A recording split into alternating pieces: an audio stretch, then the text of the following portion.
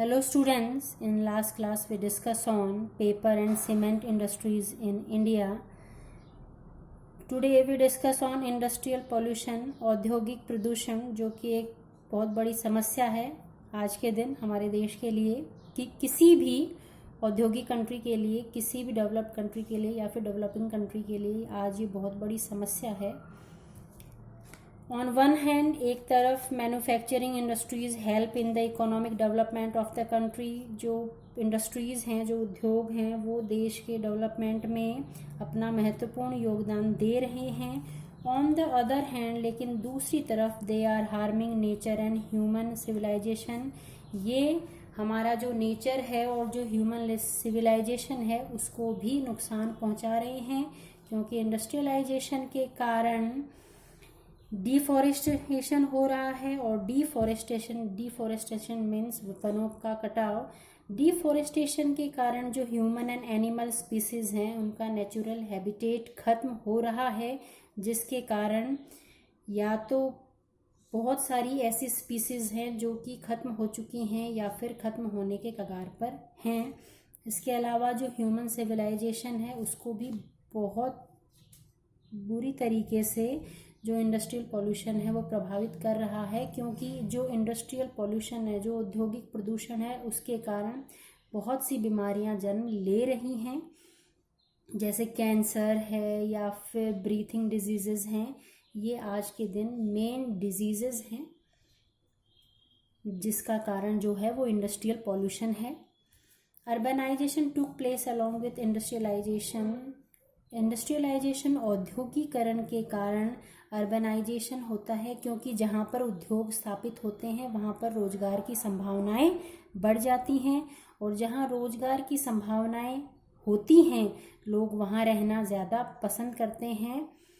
इसी कारण नए नए नगरों का विकास हो रहा है, और जिसके कारण एयर और जो वाटर पॉल्यूशन है उसकी समस्या बहुत बड़ी बनती जा रही है, या फिर उसका रूप जो है काफ़ी विकराल है।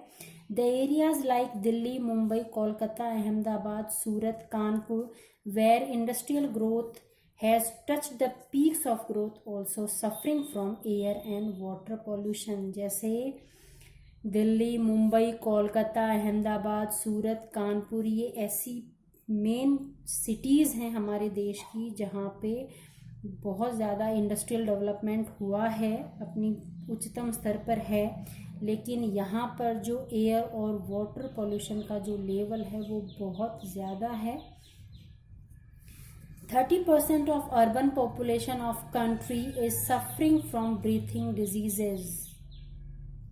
जो हमारे देश की 30% जो शहरी, अर्बन मीन्स शहरी जनसंख्या जो है वो ब्रीथिंग डिजीजेस से ग्रस्त है, यानी जो बहुत बड़ी समस्या है, जो डिजीज़ मैंने अभी आपको बताया था कि काफ़ी डिजीज़, नई डिजीज़ जो हैं वो उत्पन्न हो रही हैं, इसके कारण सांस लेने में तकलीफ़ होना, तो वही आपका ब्रीथिंग डिजीज़ है।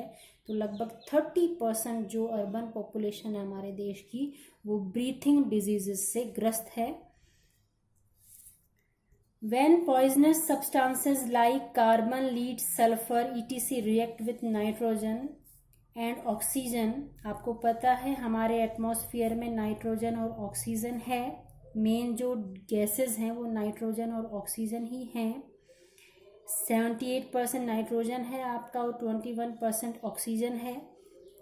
When poisonous substances like carbon, lead, sulfur, etc. react with nitrogen and oxygen, जब जो फैक्ट्रीज से निकलने वाला, जो उद्योगों से निकलने वाला जो केमिकल सब्सटेंसेस हैं, जो पॉइजनस गैसेस हैं, जैसे कार्बन, लीड, सल्फर, ये जब नाइट्रोजन और ऑक्सीजन के साथ रिएक्ट करती हैं, lead to various diseases like cancer, blood and skin diseases. तो इसके कारण बहुत सारी जो डिजीजेज हैं वो उत्पन्न होती हैं, जैसे कैंसर है और ब्लड एंड स्किन डिजीजेज हैं। ये डिजीजेस ज़्यादातर देखने को मिलती हैं इंडस्ट्रियल पॉल्यूशन जो है उसके कारण। Air pollution in cities leads to the acid rains, it decreases the fertility of soil. जो एयर पॉल्यूशन है शहरों के कारण, उसके कारण एसिड रेन होती है, जिसके कारण फर्टिलिटी ऑफ सोयल, जो मिट्टी की उपजाऊपन है, मिट्टी का जो उपजाऊपन है वो प्रभावित होता है, वो घटता है, क्योंकि एयर पोल्यूशन के कारण जो धुआं है वो ऊपर एटमॉस्फेयर में जाकर जम जाता है या फिर वो एटमॉस्फेयर में उपस्थित रहता है, और जब बारिश होती है उसके साथ वो नीचे ज़मीन पे आ जाता है पानी के साथ, और जो कि मिट्टी को नुकसान करता है। Discharge of wastewater in rivers and lakes result in water pollution which destroying the aquatic ecosystem। जो शहरों का या फिर उद्योगों का जो वेस्ट वाटर है उसको रिवर्स और लेक्स, उसको नदियों और झीलों में बहा दिया जाता है, जिसके कारण वाटर पॉल्यूशन होता है। और वाटर पॉल्यूशन के कारण जो रिवर्स और लेक्स में रहने वाले जो जीव जंतु हैं, जो प्लांट्स हैं, उनको हार्म होता है, जिसके कारण जो इकोसिस्टम है, जो एक्वाटिक इकोसिस्टम है, जो जलीय जो जैविक सिस्टम है वो पूरा का पूरा प्रभावित होता है, जिसके कारण बहुत सारे जो सी एनिमल्स हैं या फिर आपको वहाँ पे जो प्लांट्स पाए जाते हैं उनको नुकसान होता है, वो ख़त्म हो जाते हैं, वो नष्ट हो जाते हैं। कई बार तो ऐसा देखने को मिलता है कि नदियों के अंदर से मछलियाँ मरी हुई बहुत ज़्यादा संख्या में पाई जाती हैं। तो ये इंडस्ट्रियल पॉल्यूशन का ही प्रभाव है, जिसके कारण जो जलीय जीव हैं वो मर रहे हैं, उनका जीवन खतरे में है। जैसे Ganga and associated river Yamuna have been badly polluted. जो गंगा और उसकी जो सहायक नदी है, एसोसिएटेड रिवर मीन्स सहायक नदी Yamuna, have been badly polluted, ये बहुत बुरी तरीके से प्रदूषित हो चुकी हैं due to the leather, paper, fertiliser and medicine industries situated on its bank. क्योंकि इनके किनारे के ऊपर, इनके बैंक के ऊपर leather, paper, fertiliser and medicine industries स्थापित हैं, और इनका जो वेस्ट है वो इन नदियों में बहा दिया जाता है, जिनके कारण ये दोनों नदियाँ बहुत ज़्यादा पॉल्यूटेड हो चुकी हैं। और यमुना रिवर की हम बात करें, Yamuna river is the most polluted river of India. Bharat की सबसे ज़्यादा पॉल्यूटेड रिवर यमुना रिवर है। इसके पीछे रीज़न यही है कि ये जो इंडस्ट्रियल सिटीज़ हैं उनके किनारे पर बहती है, या फिर जो इंडस्ट्रियल सिटीज़ हैं वो इसके किनारे पर स्थित हैं। दिल्ली, गाज़ियाबाद, आगरा है, तो ये सारे के सारे जो इंडस्ट्रियल सिटीज़ हैं और यमुना के किनारे पर स्थित हैं। इस कारण जो ये नदियां हैं बहुत ज़्यादा प्रदूषित हो रही हैं। Next, 1 out of every 8 birds is at the age of extinction। हर 8th बर्ड, हर 8 में से एक बर्ड जो है वो विलुप्ति के कगार पर है। किसके कारण? इंडस्ट्रियल पॉल्यूशन के कारण। Because their food sources and natural homes are rapidly disappearing due to industrial and transportation expansion. क्योंकि इनके जो फूड सोर्सेज हैं या फिर जो इनके नेचुरल होम्स हैं वो नष्ट हो रहे हैं इंडस्ट्रियल एंड ट्रांसपोर्टेशन एक्सपेंशन के कारण। औद्योगिक और जो यातायात का जो विस्तार हो रहा है, रेलवे लाइंस हैं या फिर रोड्स हैं, इनके कारण पेड़ कट रहे हैं, जंगल जो हैं वो नष्ट हो रहे हैं। इनके कारण जो बर्ड्स, एनिमल्स हैं, उनका जो नेचुरल होम है या फिर जो उनके फूड सोर्सेज हैं वो निरंतर खत्म हो रहे हैं। तो यहाँ पर देखिए आप, हर 8th बर्ड जो है वो विलुप्ति के कगार पर है अपने देश में। Sea water is being polluted by wastage of ships, accident of oil tankers and oil refining plants near coastal areas and also by nuclear test। इसके अलावा देखिए आप, सी वाटर जो है, समुद्री जल जो है वो भी पॉल्यूटेड हो रहा है। क्यों? क्योंकि सीज़ के अंदर जो शिप्स चलते हैं, जो उनका वेस्टेज है वो भी समुद्र में बहा दिया जाता है। इसके अलावा कई बार जो ऑयल टैंकर्स हैं वो उनका एक्सीडेंट्स हो जाता है, तो वो जो ऑयल है वो भी जो सी वाटर है उसमें मिक्स हो जाता है। इसके अलावा जो ऑयल रिफाइनिंग प्लांट्स हैं मोस्टली वो भी समुद्र के किनारे स्थित हैं। और जो न्यूक्लियर टेस्ट हमारे देश में किए जाते हैं वो भी ज़्यादातर जो सी है समुद्र के अंदर किए जाते हैं, जिसके कारण जो सी वाटर है वो बहुत ज़्यादा पॉल्यूटेड हो रहा है।